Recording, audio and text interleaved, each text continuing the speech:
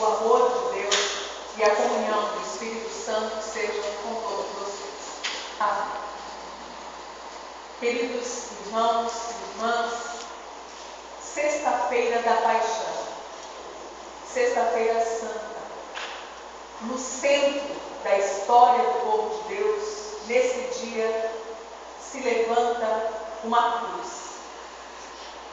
Enquanto o povo esperava por um rei, por um salvador que iria conquistar o seu reino pelo poder, Cristo é levado, ou melhor, é obrigado a carregar a própria cruz e morre crucificado. Na cruz não podiam ver a salvação. A cruz não mostra poder e glória. Pelo contrário, a cruz é um sinal de sofrimento, de fraqueza, de vergonha. A cruz era a pior forma de condenação à morte que alguém poderia sofrer. A cruz era destinada aos piores bandidos, às pessoas subversivas. E pior ainda, Cristo é colocado entre dois outros criminosos. Isso significava que ele era o pior deles, aquele que estava no centro. Aquele que até ali estava sendo aclamado como o Salvador, como o novo rei, ele morre na cruz como o pior dos criminosos. Não é por nada que nenhum dos seguidores de Cristo sentem coragem de reagir. Nessa hora, todos ficam de longe, só observando, ou ainda se escondem daquilo que está aos olhos deles. Ninguém é mais fraco do que alguém que está fixado numa cruz. Ninguém é tão indefeso quanto alguém que foi condenado à morte e enfrenta o suplício da cruz. Meus irmãos, é esse o escândalo do cristianismo. Nós cremos em alguém que morreu na cruz. Não há nada igual em nenhuma outra religião. Como é que pode alguém pendurado numa cruz ser o nosso Salvador? As pessoas que conviveram com Jesus certamente não tinham como, naquele momento, ver nele o Salvador. Apesar de Cristo ter dito a eles muitas vezes que ele deveria morrer, que ele deveria sofrer e morrer pela humanidade. Pensem comigo, meus irmãos. Muitos daquele povo depositaram a sua esperança no novo rei. Nada mais natural do que naquele momento eles pensarem: mas se de fato és o rei anunciado, desça dessa cruz, demonstre o seu poder, se vingue dos seus carrascos, salve-se a si mesmo. Esta foi a reação do povo daquela época. Eles pensavam: como é que nós vamos nos sujeitar a Jesus? Sim, vamos adorá-lo, vamos seguir os seus ensinamentos, vamos fazer tudo o que ele pede, mas ele não está dando provas da sua realeza. Jesus, como rei, estava agora pregado na cruz e agonizava. Jesus, eles clamavam: Jesus, demonstra todo o poder que nós acompanhamos durante esse tempo. Demonstra o teu poder. Nós queremos ver que tu és o rei.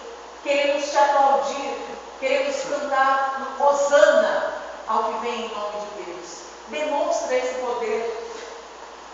Esse também foi o pensamento de um dos criminosos crucificado ao lado de Jesus. Ele disse para Jesus: mas não é você o Cristo, o Messias anunciado? Salve-se a si mesmo e salve a nós. seres muito racionais, nós também sempre queremos provas. Nós queremos provas concretas. Nós queremos ver que 2 mais 2 são 4. Mas, meus amigos, existe prova mais concreta do amor por nós do que o sofrimento que Jesus passou na cruz? Existe prova mais concreta desse amor do que o sofrimento que ele tomou sobre si? A cruz, erguida naquela sexta-feira santa, é o marco, é o centro da fé cristã. Tudo deve passar pela cruz. A morte na cruz tornou-se a nossa salvação. Com a sua morte, a morte em nosso lugar, a salvação tornou-se o nosso presente oferecido por Deus. Naquela sexta-feira, pregado naquela cruz, Cristo não reagiu como nós, seres humanos, talvez desejássemos. Ele não reagiu com poder, ele não reagiu se vingando daqueles que estavam sendo seus algozes, mas Jesus também não permaneceu passivo. O versículo 33 nos diz que ao ser crucificado, Jesus disse: Pai, perdoa-lhes, pois não sabem o que estão fazendo. A resposta que Cristo dá para todo o mal que estão causando a Ele foi pedir perdão a Deus pelo que estavam fazendo com Ele. Ele faz o papel de advogado daquelas pessoas que o estavam crucificando. Na linguagem jurídica, nós podemos dizer que ele cita a ignorância daquelas pessoas por não saber o que fazem. Ele cita a ignorância delas como um atenuante para o crime que eles cometem.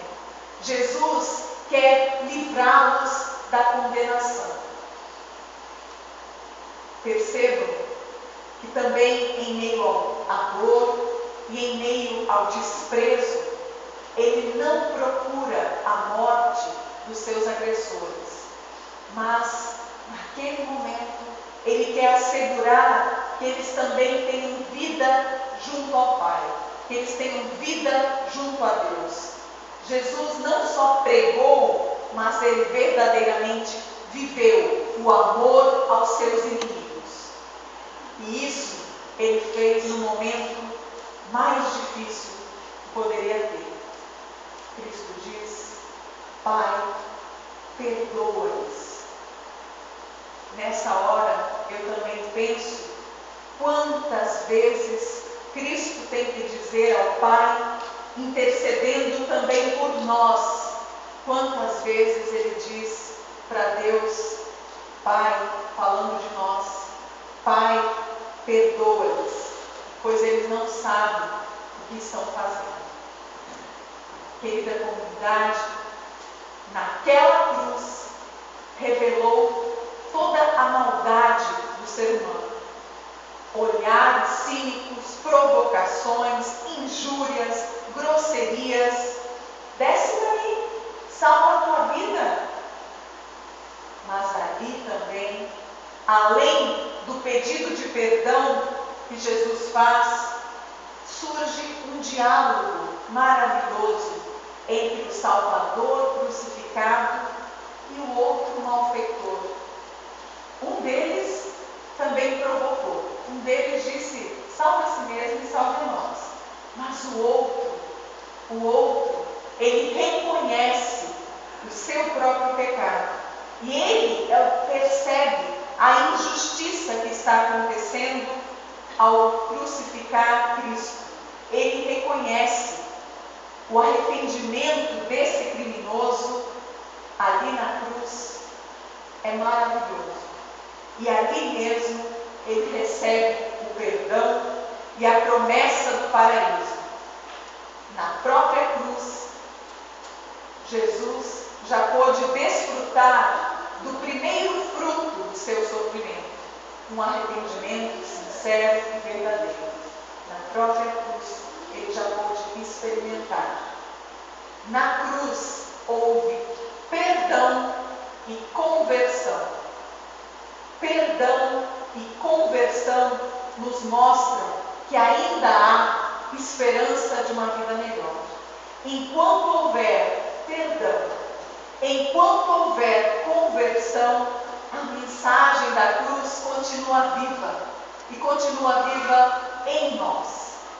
Queridos irmãos em Cristo, irmãos no Cristo crucificado, que o relato da crucificação, que a mensagem da cruz nos leve a pedir a Jesus, assim como fez um malfeitor arrependido.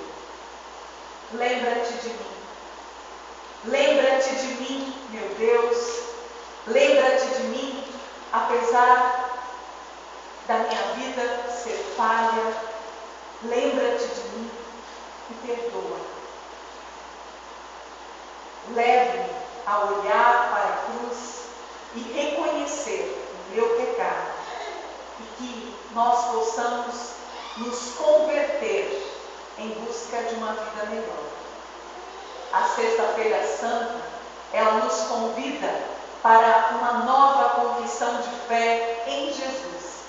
O centurião romano, ao olhar, ao contemplar a morte de Cristo na cruz, ele diz: verdadeiramente esse homem era justo. Essa é a verdade que cabe também a nós confessar diante da cruz. Nela morreu uma pessoa justa. O que é um justo? A cruz revela que justa é a pessoa que ama a verdade até as últimas consequências. A pessoa justa ama o próximo até o último suspiro. A pessoa justa ama a Deus a ponto de lhe ser fiel até a morte. É sobre essa justiça que Deus construiu a salvação da humanidade. E é ela que quer inspirar a tua vida, a nossa vida, para que nós sejamos igualmente fiéis a Deus e comprometidos com a vida que Ele nos oferece. Amém.